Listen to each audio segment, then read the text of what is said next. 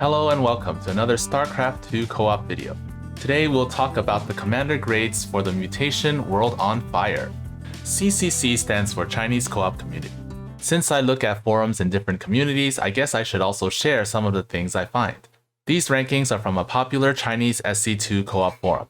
I'll tell you what they've written and then give you my comments on their rankings. You might even learn some Chinese while you're at it. And if you guys enjoy this kind of content and analysis, leave a comment below and I'll do these earlier in the future.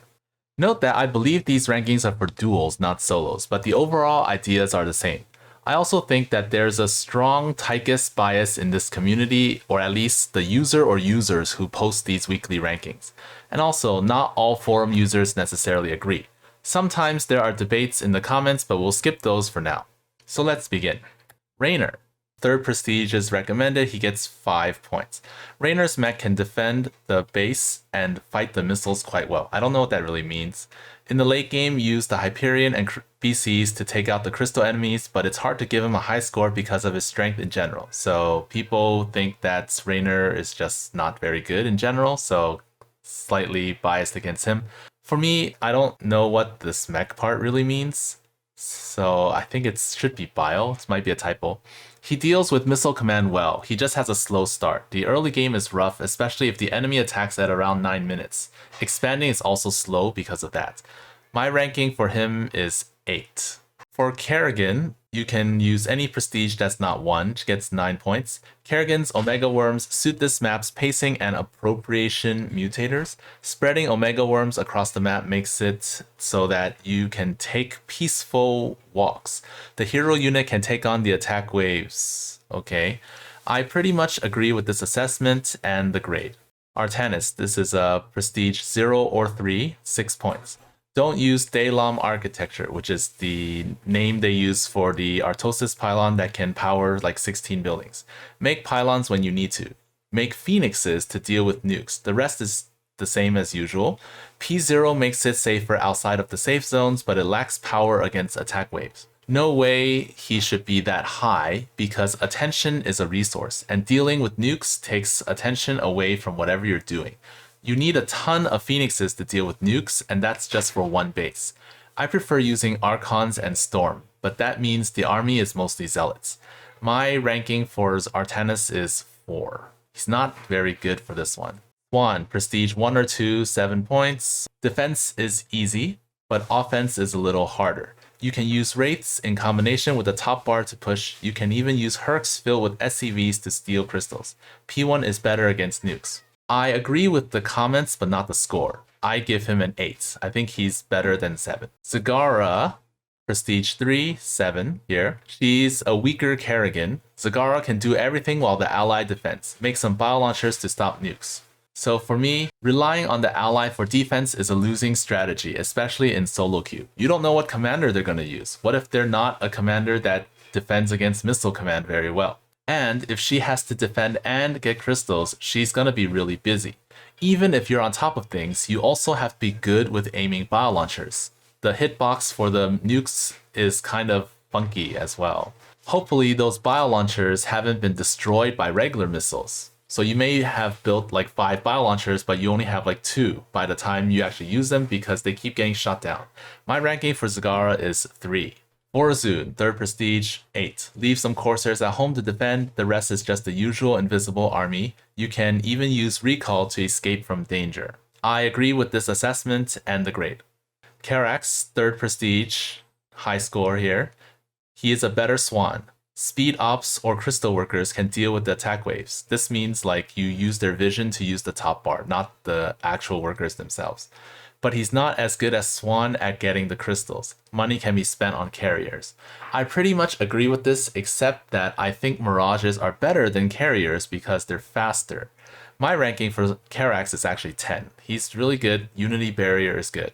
Abathur, prestige 0. Farming is already hard on this map, and I think it's even more annoying with nukes. I suggest making Ravagers early on, then making some air units later to avoid getting nuked. Brutalists can take out the nukes. So for this map, since there are no Void Rifts, farming is not that important because you don't actually need to leave your base until 7 minutes, which by then you should be able to get at least 1 Brutalisk.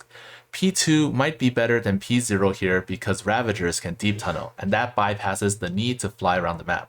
3 Leviathans is enough to clear crystal enemies if you go that route. Add a Devourer for anti-armor and an Overseer for detection. With that said, my ranking for him is a 7. He's better than what they say. Alarak, 3rd Prestige, 7.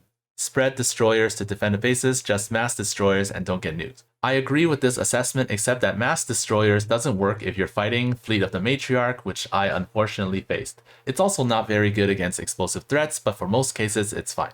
Nova, 3rd Prestige, 9. Infiltration Specialist takes care of most of the problems. Defending the base is also not that hard, but without bunkers and marines, her units might suffer a violent death, mostly to splitter missiles. Use Ravens to Seeker Missile the nukes. I agree with this assessment, even though I used P1 Bio instead. If you use P3, it's gonna be even easier. Stukov, Prestige 1, 4 points. Defend the bases with bunkers, push with mech. However, your army might get nuked, resulting in losses. P3 is not recommended because the Purifier beams will camp the entrances. In my opinion, there's no way he's a 4. He deals with missile command easily. The biggest issue is that his Diamondback army is bulky and some of them might get nuked. Tanks can deep tunnel to the action. Just deep tunnel 3 to 4, not all 15 of them. You will need to babysit the workers collecting crystals though. My ranking for Stukov is 8. He's really good. Next is Phoenix. He recommends Prestige 1, 5 points. You can just use gateway units and top bar to clear the enemies outside of the bases. Carriers and Warbringer defend the bases. When this guy used P2, I couldn't make enough shells and primarily used workers to defend the bases. I don't know what this means. I think it means like building like cannons and trash buildings. That's what I think. In my opinion, this is definitely a skill issue on the forum guy's part. I recommend P0 over P1 because you want the Dragoon suit to take out nukes at any time. P2 mostly gateway army is enough. You can have a conservator on the field and warp in replacements. 4 to 5 carriers can defend each base. Even though they have half the stats, they can still take out missiles quickly.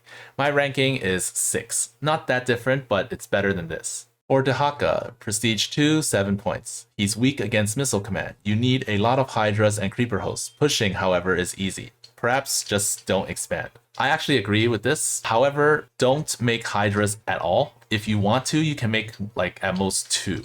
He's actually not that weak against missile command. For duels, I suppose his score of 7 is fine since he has no problems other than early game missile command. Emphasis on early game, not the late game nukes. Once nukes come, he has actually no problem at all. Against the nukes at least. Next is Han and Horner. 2nd Prestige, 4 points. Surprisingly difficult. Spread out lots of workers to repair, manually fly Reapers to take out PDDs. Rely on air units for offense. They can teleport, so they're a lot safer to use. I agree with the remarks, but not the grade. They're Terrans with decent anti-missile command defenses. Not the best, but passable. My ranking is 6. Next one, Tychus, Prestige 2, 10 points maximum. Just spread outlaws. Yeah, he's a 10. Zeratul, any prestige, 10 points. Shield guards and monoliths and cannons can easily defend the bases. Pushing is also easy. I also agree. He's also a 10. Stepman, 2nd prestige, 10 points. He's a Zerg, but he can repair. He can also speed up the workers. To me, he's not a 10 because he doesn't auto-kill nukes. He doesn't have anything that stops nukes without having to look back. I suggest using the Brewlord's Yamato, similar to how you use Raven's Seeker missiles. So my ranking for him is 9, not 10. Next, 3rd prestige, 8 points. ESOs in the natural can clear the map and take care of attack waves. Troopers can take care of the trickles, but avoiding nukes and Purifier Beam are not easy. Workers can be dropped directly, reducing travel time. I agree with this assessment. Just be careful about where you place the ESOs in the natural because they might get nuked or hit by the Purifier Beam. The recommended commanders by this guy are Kerrigan, Karax, and the 10-point Kings, so these 3. So here are my rankings side by side with forum guys. You can take a look and make what you will of our thoughts. What are your thoughts on these grades? Leave a comment down below. Also, let me know what you think of this analysis and whether you want more of this kind of stuff in the future. See you next time.